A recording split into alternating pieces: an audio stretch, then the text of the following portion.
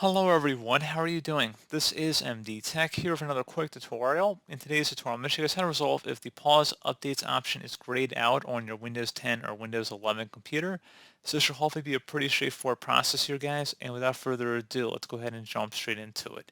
So we are going to start off by opening up the search menu, type in regedit, best match, come back to registry editor, go ahead and right click on that and select run as administrator. If you receive a user account control prompt, go ahead and select yes. And before you proceed in the registry, I would suggest you create a backup of it. So if anything were to go wrong, you could easily restore it back. In order to create a backup, all you have to do is select File and then Export.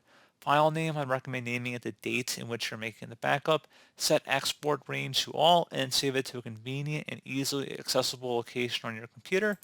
And if you ever need to import it back in, all you have to do is select File and then Import and then navigate to the file location.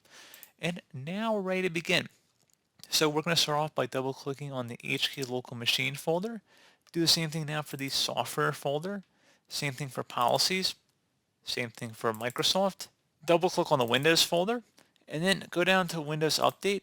And now on the right side, there should be something that says Set Disable Pause UX Access. Go ahead and right click on it and select Delete. And then you want to select Yes. You are sure you want to delete it. And now you need to close out of the registry editor and you need to restart your computer.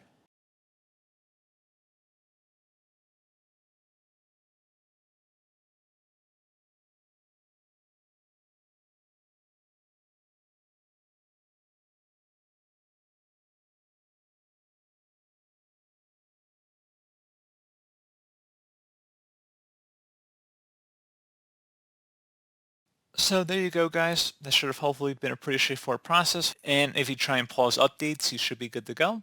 So as always, thank you for watching this brief tutorial. I do hope I was able to help you out, and I do look forward to catching you all in the next tutorial. Goodbye.